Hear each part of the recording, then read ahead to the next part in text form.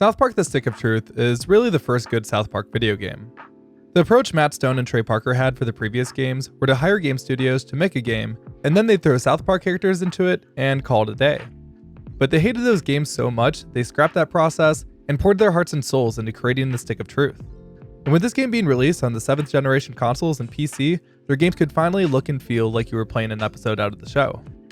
The game opens up with a raging war between the humans of Koopa Keep versus the drow elves of Larnian. For 1,000 years, the humans have been protected by the Grand Wizard King, but the elves have continued their onslaught in search for the Stick of Truth. News has spread of a new kid, who has the power to shift the tides of the war. The Grand Wizard has to try to recruit the new kid to his side before the elves get to him first, and use his power to steal the Stick of Truth and eliminate the human race. To start off this run, we'll begin in our house, purchased on the same block as Cartman. Character creation doesn't really matter, and I just stick with this ginger bowl cut layout each run for quicker resets. Also, I will be playing this run on hardcore difficulty all the way till the end of the game, where I'll then switch it to casual. But this doesn't actually make a difference in the outcome of fights. A higher difficulty makes it so certain items are less likely to spawn, but items that are sold to shops sell for more money, which is why we play on hardcore for majority of the game. After spawning in, I'll head out of the bedroom, run downstairs, and head outside to meet some of the neighborhood kids. After heading down right, we'll find Butters the Paladin in a fight with an elf, so we will hit the elf to help Butters out and befriend him. Then you'll take us to Koopa Keep to meet Cartman the Grand Wizard. Cartman will ask for our name, but this doesn't really matter anyways, since no matter what you enter, he'll call you douchebag for the entire game, so I just leave it blank. Then I'll have to decide which class to play as. In this game there are 4 classes: Fighter, Mage, Thief, or Jew. Mage, Thief, and Jew all have impressive leaderboard times by hardcore cheese, all being within a minute of each other, so really any of these would be fine to go with. But I decided to go with Mage, just because it's the fastest overall, and as we get deeper into the run, you'll see why. Following this, I'll need to buy the magic wand from the shop and fight Clyde. The entire beginning section of this game is a tutorial, which is a good time to go over the base mechanics. This is pretty much your standard turn-based role-playing game, similar to Final Fantasy. When attacking, you'll usually need to press a specific button combination or time button presses within the flashing lights to perform combos. Each weapon has its own basic combo, strong attack, and each class has its own abilities to make use of. During enemy attacks, there will always be an option to block by timing the button press just before you get hit. Usually there will be a gray indicator showing who is about to get hit, and then I just memorize the animations to block perfectly each time. These can be kind of tricky, but with enough practice are easy to get consistent. Items are probably the most broken part about the combat of this game because you're always able to use an item and attack on the same turn, which isn't really common for games like this, allowing you to stay fully healed or buffed each turn. Following defeating Clyde, we're led into the tent to see the Stick of Truth, but shortly afterwards get invaded by drow elves.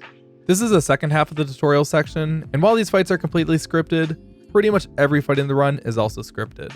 But there are like 1 or 2 damage roll ranges that can save time later on, but I'll get into those more later. The real difficulty of the tutorial section is menuing, specifically skipping dialogue, mashing through text boxes, and selecting options quickly. You may think this would be pretty easy, but honestly this is one of the most difficult execution spots of the run because you need to memorize every single input and buffer inputs in a timely fashion. Like the Clyde fight for example, I used to just react to the pop-ups as they came up and didn't think I was losing much if any time at all. I went back and timed it to learn I was losing 7 seconds on that fight alone. The only other notable things to learn from the tutorial are counterattacks, which can be performed after perfectly blocking close combat attacks. But the only time we even use these to save time are in the tutorial, since doing additional attacks later on like that would just lose time. We also learned that if we have an enemy in the front row, we can't attack the enemy behind them in the back row unless using a range attack. Things like reposting and blocking don't really matter to us as a mage, so yeah, that's pretty much it for the basics. After clearing out the 3 battles versus the elves, they'll retreat back to their base. Not bad for our first battle, and thankfully the Stick of Truth was protected. Next time! Na, we still control the universe! It's gone. What? The Stick of Truth. The elves got it. That was your one goddamn job, Clyde! To guard the Stick of fucking Truth! Clyde, you are hereby banished from space and time! Oh. Well, now with the Stick of Truth stolen by the drow elves, we'll need to find the 3 great warriors of the human army and reclaim the stolen artifact. Now, if you guys thought the war between the humans and the drow elves was intense, wait till you hear about today's video sponsor, War Thunder. War Thunder is a free-to-play combat game for the PC, PlayStation 5, and Xbox Series X and S.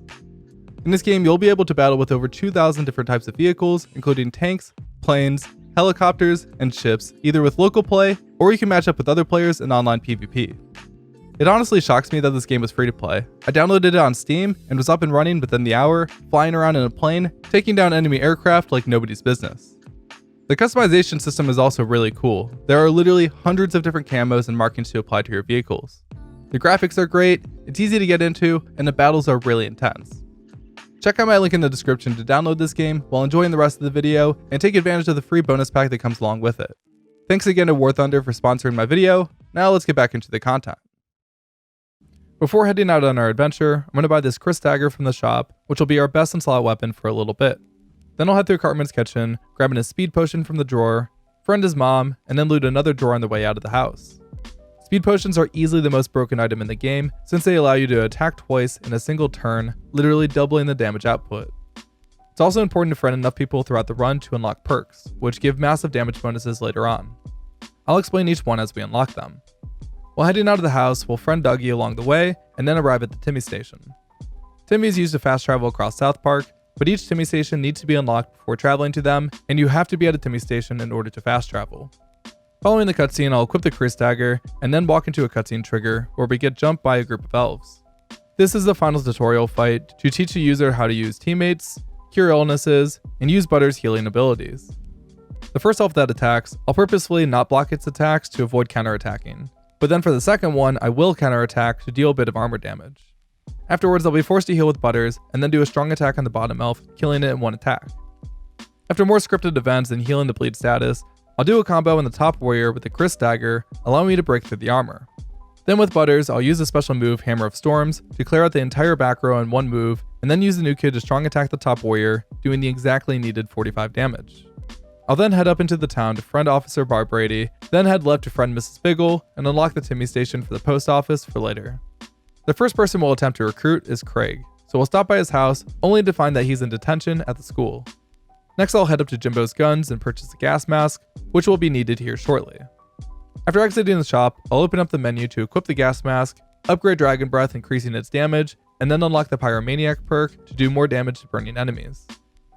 Unfortunately, the perks we unlock in this run only apply to the new kid, not the other party members, but Pyromaniac will allow us to save quite a bit of time right away in the next couple of fights, including our next fight with the bodyguard outside Token's house. In this fight, I'll use the new improved Dragon Breath, which is probably the easiest combo in the game to execute. You literally just have to spam A 6 times for max damage. This will give the burn status to the guard. Next I'll use Hammer of Justice with Butters. The guard will then attack. With the added damage from the burn status and the buff from the Pyromaniac perk, I'll be able to finish this fight off quickly with a strong attack. Next I'll head up to Token's house to recruit him, and then head to Tweak's Coffee to recruit him. Unfortunately, Tweak doesn't have enough time between his chores and picking up the ingredients for the coffee shop to help out. But if we go pick up the ingredients for him, we'll give him enough time to help out. I'll then head to Kenny's house to pick up the delivery. After talking to Kenny's mom, she'll inform us that we need to pick up the delivery from the people running the garage. So I'll head in and find out that the place is actually a drug den. I'll use a bow to shoot the closest drug dealer to trigger the cutscene. Shooting enemies with a bow before battling them makes them stun for one turn, and by initiating a battle with an enemy before they hit you, ensures that you get to attack first. Since we're not the usual person to pick up the order, the meth heads assume we're cops, and we have to take them out. I'll start this off by using the speed potion I got from Cartman's house, and then Dragon Breath the middle meth head, and then strong attack the bottom right one. This will do enough damage for Butter's Hammer of Storms to take out half the back row. Since the middle meth head is still stunned, we only get attacked once by the back left meth head with a pretty quick range attack. I'll then use Butter's strong attack to take out the one in the middle, and the new kid's strong attack to take out the final one. Then I'll run around the area and pick up the delivery and head back to Tweak's to recruit him. Before I exit Tweak's Coffee, since they now have a full stock, I'm going to buy an ultra speed potion for $15 and 3 regular speed potions, and then head back to Cartman's. At Cartman's, we devise a plan to infiltrate the school to get Craig out of detention. But before we go, Cartman will teach us the first fart ability, Dragon Shout. The tutorials for most of the fart abilities are kind of weird because they don't really teach you how to use the abilities in battle or on the overworld, but we'll just quickly get through this and then take the closest warp to the school. On the way to the school, I'll break this grill, use Dragon Shout to open up the path, and search this chest for a bunch of mana potions and the Duelist Patch, which when added to armor, allows melee attacks to do 10 more damage. Then I'll head to the school. The school is filled with hall monitors, all working together to prevent us from breaking out Craig. But since all the hall monitors are ginger, they're all weak to fire attacks and are taken out easily with Dragon Breath. I'll make my way into the school, loot this locker, and then take out these gingers with Dragon Breath. I'll continue making my way through, avoiding enemies until I reach a barricade, and then have another important menu. In this menu, I'll eat a small mana potion, and then upgrade Dragon Breath, giving it the ability to also hit enemies that are above and below your target. So if you attack a middle target, it will hit all 3 enemies in a row. I'll also unlock the Dirty Fighting perk, which will do more damage to gross out enemies. Finally, I'll switch to Kenny and wait till we learn a new ability called Buddy Command. Each buddy we have has their own overworld ability that needs to be used for progression. Princess Kenny's ability is to flash their tits, making the guard open up the door for us. I'll then head to the right, shoot the sign to kill a ginger, dragon shot the other gingers, and then get into a battle with them. By taking out the one ginger with the sign, removes the back row, saving a turn, and dragon shotting the others gives them the grossed out status. Since we now have the Dirty Fighting perk, I'm able to finish this fight in one move. After this fight, I'll now have the brass key, and I'll use it to head into the faculty lounge. I'll shoot the cigarettes on the table to trigger the fireworks, and then hover the bow over these books until this ginger moves forward and then shoot it, and then dragon shot the fire, taking out all the enemies without having to fight a single one. I'll loot the bottom ginger for the glass shard weapon strap-on, which adds on 10% damage for perfect attacks. I'll then heal the boy trapped in the corner with Butters, giving the silver key, and then head into Mackie's office. I'll shoot down the gold key and then search his desk for the cheerleader's patch, which when added to armor gives 1 power point each turn, allowing me to use more Dragon Breaths per battle. I'll then head to the cafeteria for the boss battle versus the hall monitor. For this fight, we just have to focus on taking out the hall monitor because the fight ends after he's defeated. I'll start out by drinking a speed potion, and then use Dragon Breath for damage, and then use Dragon Shout to get him grossed out and stunned, skipping his attack. I'll then have Butters use Hammer of Storms for some decent damage, and take out the ginger next to the boss to prevent him from having an attack. Then after the ginger in the back attacks, I can finish this fight off with a strong attack from the new kid, finishing the school section and recruiting Craig. So something I've yet to mention is that the category I'm running is any % unpatched, which comes with a few skips. I didn't know much about the game before deciding on a category, but considering this is a linear RPG, I figured running the absolutely fastest category would probably be the most interesting way to run the game. So at this point, we'll be doing a setup for the first skip in the game called Bard Skip. Normally what we're supposed to do after learning the next Bard ability is go to the inn of the Giggling Donkey to intercept the Stick of Truth from Jimmy the Bard. But with the skip we can avoid several fights versus elves, we don't need to complete Mr. Slave's side quests which we normally do to unlock his summon ability, and we can skip the Bard fight entirely. To do this, I'll head to the Lost Forest just left of the school. The Lost Forest is a location in South Park that you can find on the outskirts of town, and will continue generating random load zones until you go through them in a specific order to access different quests. Once I head into the forest, I'm going to go through the load zones in this specific order. Left, right, up, right, down, and then stand close to the loading zone to the right and wait. Since there's no way to escape the Lost Forest, your parents will eventually show up after a certain period of time to ground you. Once my real-time timer shows that I've been in the forest for 2 minutes and 2 seconds, I'll head right through the loading zone, leading me to the Woodland Critters quest area, but once I'm here, I'll just walk back left again to trigger getting grounded by my parents. Once back at the house, I'll head outside and use the nearby Timmy station to warp to Cartman's. After speaking to Cartman, we'll learn a new fart ability called a spell, which essentially works the same as Dragon Shout, with the added benefit of traveling a further distance. Following the loading screen, I'll need to pay attention to my timer once again and wait in Koopa Keep for another minute and 30 seconds. During this time, I'll head down to the shop and sell all weapons, all equipment, all flares, all junk, and all consumables except for mana potions and speed potions, and then buy 3 mana potions and 4 small mana potions. I'll then wait by the tent until the full minute and 30 seconds has passed. Once the time has passed, I'll continue going in and out of the tent until the parents appear, and then once I see them, I'll exit Koopa Keep to trigger the event to head to the Giggling Donkey. You see, normally once we're in the Giggling Donkey, we're not supposed to be able to leave until after defeating the Bard. But because of a glitch, I'm able to smuggle the parents into the inn, causing me to get grounded again, forcing me to exit the inn, skipping the entire section. Since we have to wait so long in the forest and Koopa Keep, this skip only saves a few minutes. But in reality, this is actually quite a bit of time, considering saving any kind of time in an RPG like this is quite difficult. After being sent home, I'll crawl into bed and fall asleep. During the night, some weird flashing lights will appear, and then the bedroom will be broken into by aliens. The aliens will drag the new kid to their ship, and then place them on this device to be probed. And oh yeah, I I forgot to mention for the speedrun, I'm playing on the Australian version of the game, which skips a handful of some of the more explicit sections of the game. The Australian and EU versions were apparently censored due to the player interacting with the explicit content compared to just watching it unfold. But I guess it works out for me, because not only does it save time in the speedrun, but also saves time in my editing speedrun. Following this cutscene, we'll have control over the new kid again, and we need to work towards freeing Randy and escaping the ship. Also, we now have a new ability with the alien probe, and can interact with alien devices to teleport around. This section is actually quite a bit faster to play with mouse and keyboard, because you can instantly click where you want to teleport, compared to having to drag the cursor with the analog stick, but I just didn't like using mouse and keyboard very much, so I stuck with using controller for this section, even if it meant losing a bit of time. The other reason is because in order to switch between each controller scheme, I'd have to disconnect my PS5 controller during the loading screens, and then plug it back in and hope it works out. And I just wasn't invested enough in this game for all that, so PS5 controller is more than good enough. Across the entire run, controller saves more time anyways due to faster menuing, which is why I stuck to using it to play the game. Anyways, in the background, you can see me making my way through the alien ship, going through different consoles to free Randy. Eventually, we'll drop this bridge to head into this final console guarded by some aliens. If I use the bow, I can shoot the screen, killing one guard, then shoot the loose wire, electrocuting the other one. Then I can shoot the final guard with the bow, causing it to be stunned during the battle. Then I'll just Dragon Breath, let it take burn damage during the turn it's stunned for, and then Dragon Breath again. After interacting with the console, Randy will be free, and we'll head back to him. On the way back, I'll pick up the alien gloves from a dead alien, and then search his chest for supplies. The alien gloves give 1 power point for each successful block, which helps out in the next fight. After freeing Randy, I'll pick up the power crystal in the room, and search the chest for the alien helmet, which gives a 10% increase to weapon attacks. Then on my way to the elevator, I'll search one more chest for the alien probe weapon, which will be our new best in slot weapon that has an armor piercing effect.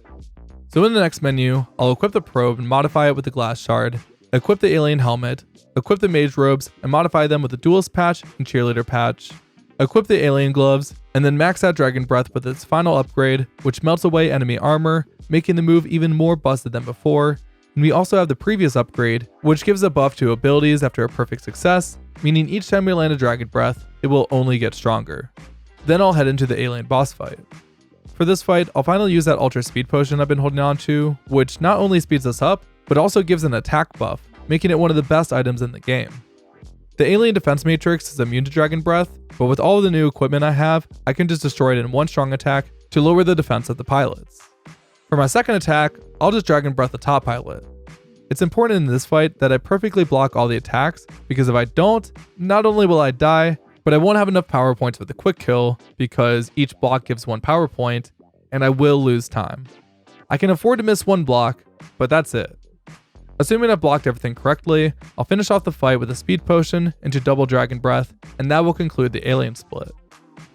After defeating the aliens, the spaceship will crash into the South Park Mall, and parts of the ship will shatter across the town. A strange liquid will begin to seep into the sewers, poisoning the entire town. Upon hearing about the UFO crash, the government covers up the explosions, explaining that all of the tents covering the area are to mask the construction of a new Taco Bell. But we have other issues. Amidst all the commotion, during the night, the elves stole the Stick of Truth again. To expand our army once again, we'll need to recruit the help of the Goths. We'll head to the school to attempt to recruit them, but we'll first need Goth clothes, cigarettes, and dark roast coffee to gain their approval. I'll first head to Jimbo's Guns and start a fight with the teenagers to steal their cigarettes. Per usual, I'll just speed potion Dragon Breath spam. Then I'll head over to the used store and buy the Goth outfit. I'll then head over to Tweak's Coffee. This is a good time to stock up on speed potions. The dark roasts are also a great cheap alternative to the regular speed potions at half the price, so I'll buy 10 of those, and then if I can afford it, I'll buy 2 more regular speed potions. I say if I can afford it because item drops in the speedrun aren't always consistent, so if I don't have enough, I'll just have to buy them later in the endgame. Upon exiting the store, I'll be surrounded by elves. I'll have the option to fight them or go with them, and I'll choose the latter, which is quicker. Kyle, the leader of the elves, will try to convince us to recruit the Goths to his side instead, and that Cartman is actually the one that's evil and has been breaking the rules.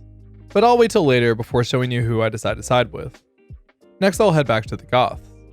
I'll equip the Goth outfit and eat a mana potion, and then speak with them. Next, I'll need to go to the community center to tape a sign to the table during the PTA meeting. I'll be interrupted by Randy, who wants me to infiltrate the Taco Bell to see what's really going on there. Then he'll help me with a sign. I'll then head into the bathroom and learn a new fart ability, Sneaky Squeaker, from Randy. This ability gives the power to place farts anywhere I want to lure enemies towards a specific location. After learning the fart, I'll head to the Taco Bell. I'll use the Sneaky Squeaker to lure the guards away from the entrance, and then use the alien probe to sneak through the roof. I'll eavesdrop on a meeting with the government officials where they explain the green liquid coming out of the alien ships turns people into Nazi zombies. The officials will leave a tape with all recorded evidence of their discussion, so I'll need to grab it and give it to Randy. But just after breaking in, the zombie in containment will break loose, taking out all the guards, and then attack me. This fight will have one of the only RNG damage rolls of the run.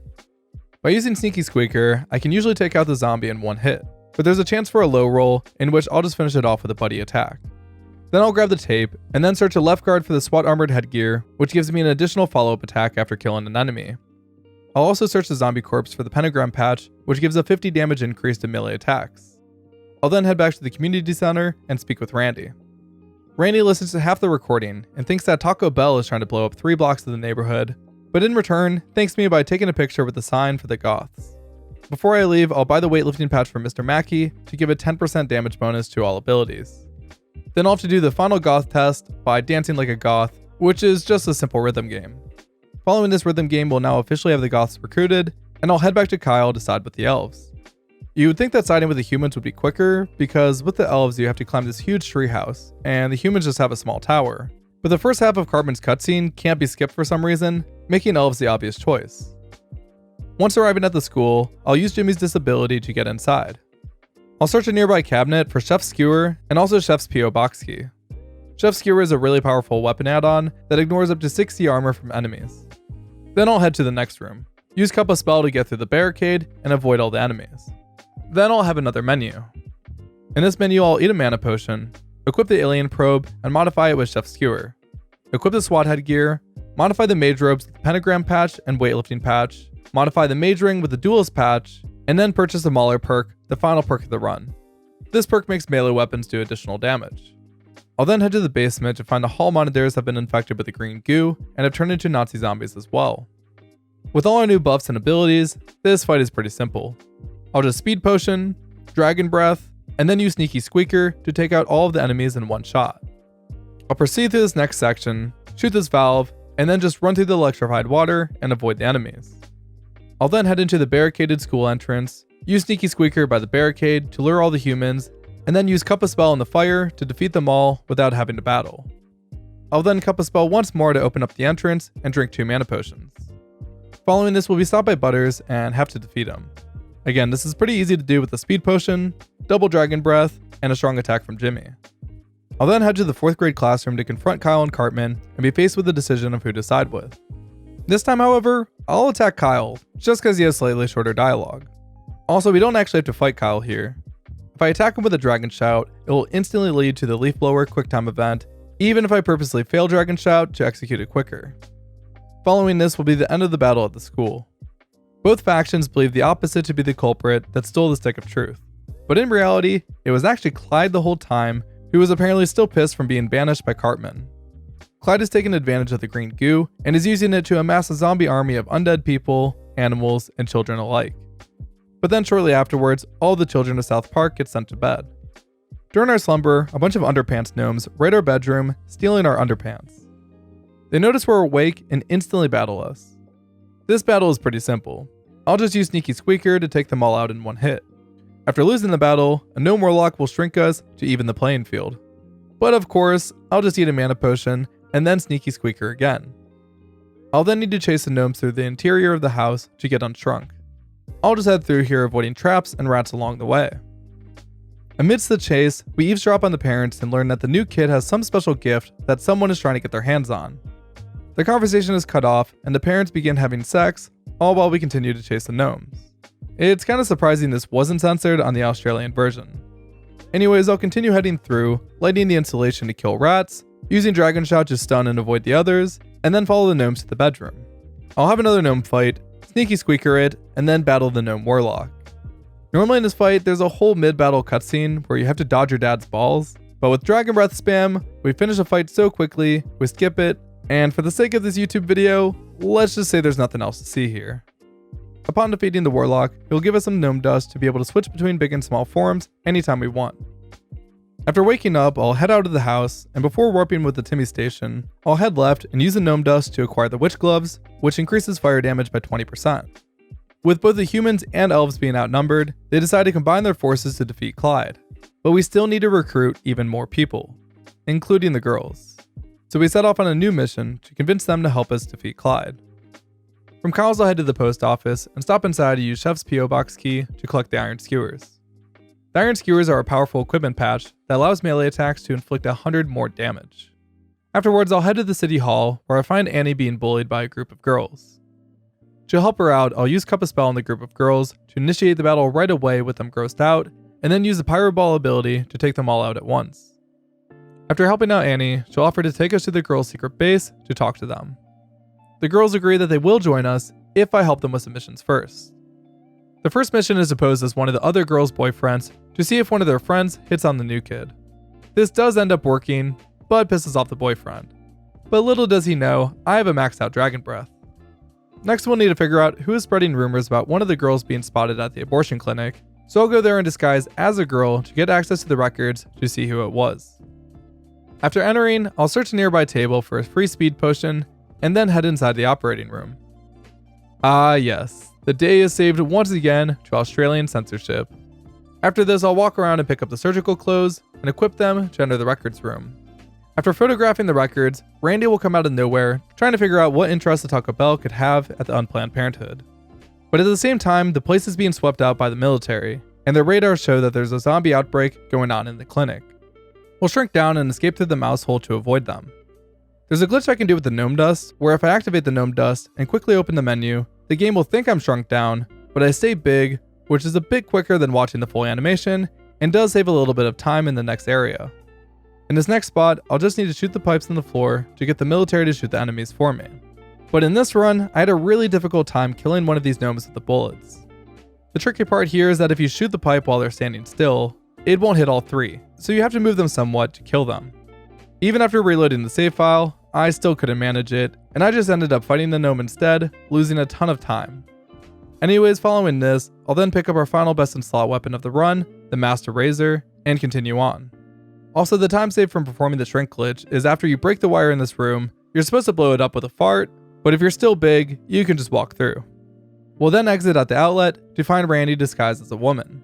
And to prove we're not zombies, I'll have to perform a convincing enough abortion on Randy. Yet again, saved by the koala. After exiting the room, the military will get ambushed by zombie baby fetuses. We'll rush to try to escape the clinic, but are blocked off by an automatic turret. I'll have to shrink down, enter the nearby vent, and then after exiting, quickly shoot the wires holding the TV up to disengage the turret. I'll then equip all my best in slot gear, switch my buddy to Kyle, and fight this group of fetuses. Per usual, Speed Potion Dragon Breath will be enough to take them all out, but upon entering the next room, I'll have to fight a giant fetus boss.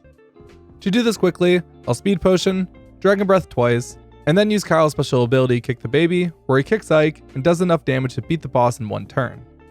After returning to the girls, they thank us for sending the records, but unfortunately, they're written in French, so we'll need to get them translated before they'll agree to join our side. We'll head back to the boys where we're given a passport and directions to Canada to get the documents translated. We'll then head over to the photo dojo to get a new passport photo. But each time we take a photo, the cameraman will continue asking us to take our clothes off until we're down to our underpants. And that's when the real cameraman pops out and reveals the guy behind the camera is a predator. But this fight is pretty simple. I'll just use Dragon Breath and then finish him off with a strong attack from Butters since he's weak to Holy.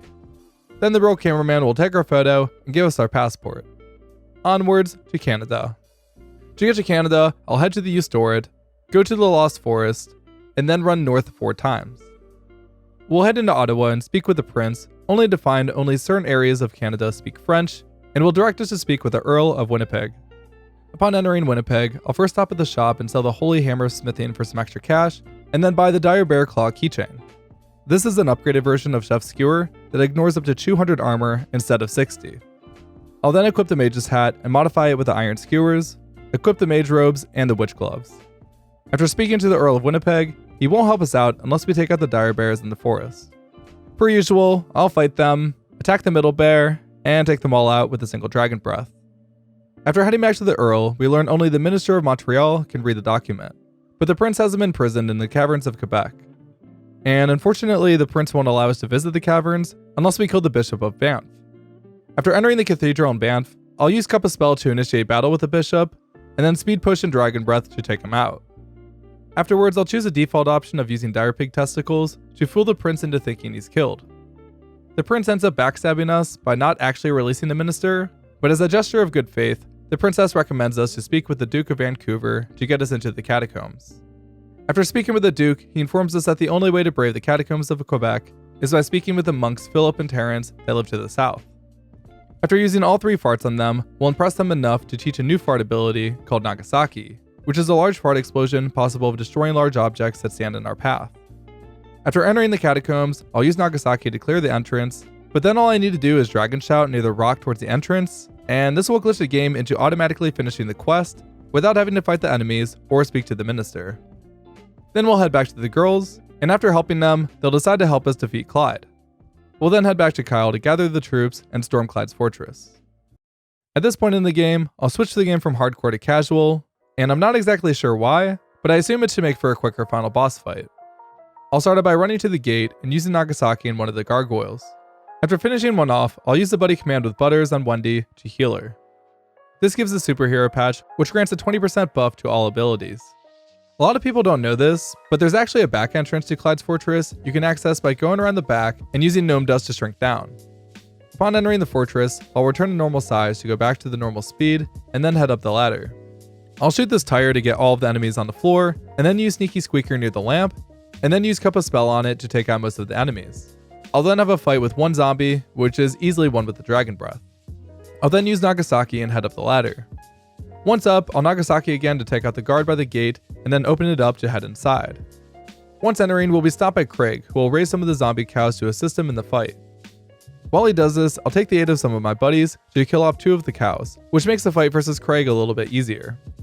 While I continue waiting, I'll equip the Master Razor and modify it with Chef's Skewer and the Dire Bear Claw keychain to ignore a massive amount of armor from enemies, and I'll also switch my buddy to Kyle. The Craig fight is pretty simple. I'll just double Dragon Breath and finish him off by golfing with Kyle. With Craig dead, the cows will just blow themselves up, finishing the fight pretty quickly. Then we have another massive skip in this run. Normally what happens here is we find out that the government was at the abortion clinic to find a person to hide a nuke inside, but ended up abandoning the idea and used Mr. Slave instead, who kinda just took the nuke like a champ right up the ass. So the next action would involve shrinking down and entering Mr. Slave to disable the device. There's also the option to just exit the room and not disengage it, which just blows up South Park. But since we're playing on the old patch, if when entering this room I'm holding left on the analog stick, a weird glitch will occur where only the nuke kit is shown during the cutscene, and what I think happens here is we basically buffer ourselves into the bad ending area during the cutscene.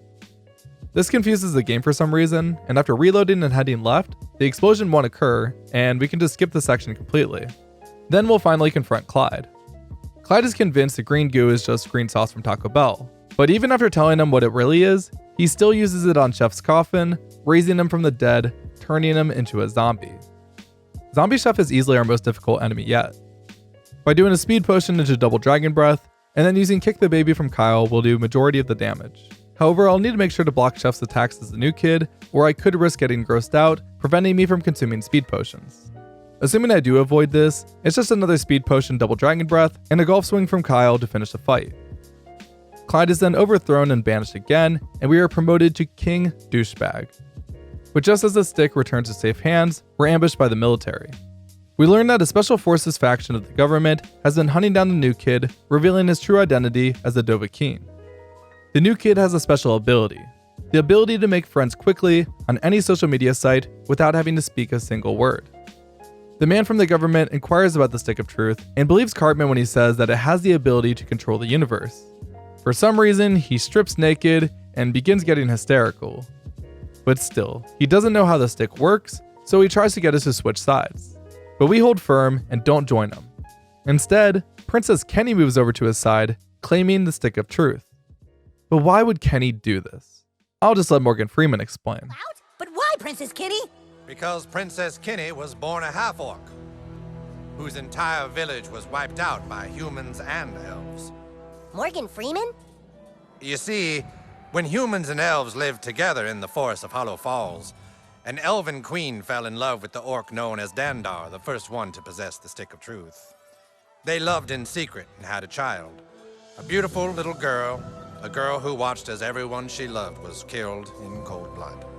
And that is why she waited and plotted all this time to take the stick from you, for Princess Kenny is true heir to the Stick of Truth. We'll then chase down Princess Kenny for the final battle. Depending on how much speed and mana potions I have left, I may need to restock at the shop, but if not, for my final menu of the game, I'll eat a mana potion, equip the Master Razor, modify the Mage robe with the Cheerleader patch, which has a passive ability of restoring 1 power point each turn, and then equip the Witch gloves and modify it with the Superhero patch to give all abilities a 20% buff, which will help out massively in the fight versus Princess Kenny. The first fight versus Princess Kenny is a bit lackluster, and she's taken out with a simple speed potion, Double Dragon Breath, a golf swing by Kyle into another Dragon Breath. But then she'll drink some green goo to become Nazi zombie Princess Kenny. Again, I'll start out this fight with a speed potion to a Double Dragon Breath, but then during Kyle's turn, I'll use a power potion on the new kid to ensure we have enough power points for the rest of the fight. I want to make sure to continue blocking as many attacks from Princess Kenny as I can, because if I get too low on health, I'll have to use some healing potions and waste time to make up for it. After a certain point, the game will try to kick the baby with Kyle, but I'll just purposely fail it because it's slow. And yeah, this is how the fight is supposed to go. But during my run, I was attacking Kenny, and the Double Dragon Breath into Golf Swing wasn't doing enough damage to finish off each wave, and I had no idea why. The menu before this fight, I spent extra time making sure every single option was selected, so I didn't know how I wasn't doing enough damage. I was 100% sure I followed the notes correctly. I quickly realized that I wasn't doing enough damage, and if I wanted to prevent Kenny from getting additional attacks which would kill me off, I would have to do something.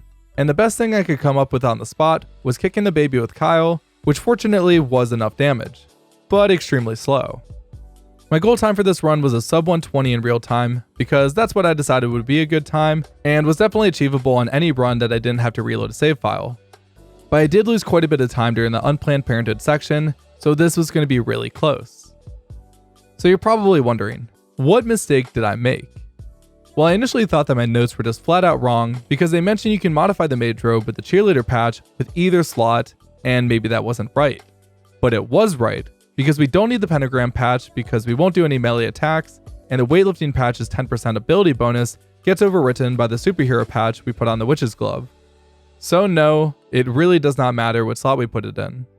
During my menu, I accidentally went to modify the Mage's Ring of Protection with the Superhero patch for the 20% bonus. But we're supposed to use the Witch's gloves for the fire damage bonus. I quickly realized this, exited out of the menu, and went to equip the Witch gloves. Here's when things get really weird. Whenever I do my menus, I always equip the item first and then modify them. See if you can notice what happens here. Yeah, I modified the ring and not the Witch gloves. This is because after equipping the Witch gloves, the cursor randomly shot up to the top of the inventory, and since I just equipped the Witch gloves, I immediately pressed modify, since that's what I do for every menu. But unbeknownst to me, if you modify the glove slot without actually clicking into the menu, then back out of it, and then actually do go into the menu and equip a glove, the game puts the cursor straight to the top of the menu. Yes, of course. Why wouldn't I know that? With the Unplanned Parenthood going bad, and now this mistake combined, I lost 2 minutes.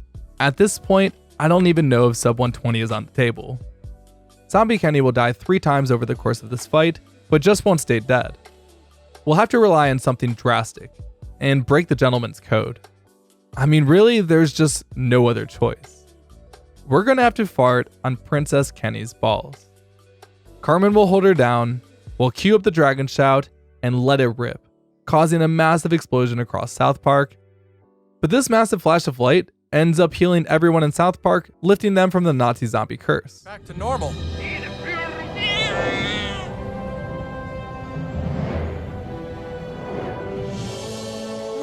We're cured! You're all better now, Daddy. That's right, son. The Dragonborn must have farted on a princess's balls.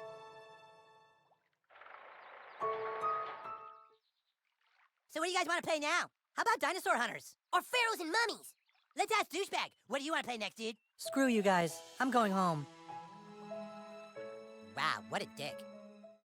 As a reminder, you guys can get War Thunder on PS5, Xbox Series X and S, and also on PC by using my link in the description for absolutely free. This game is really fun, it looks great, and I really think you'd enjoy it if you checked it out. Thanks again to them for sponsoring this video. Anyways guys, I hope you enjoyed this video. Special thanks to Hardcore Cheese 5 for supplying me with the notes and helping me out with all of the info regarding this run. While the mistakes were frustrating to deal with, I am happy I didn't give up and stuck with the run and still managed to achieve my goal time.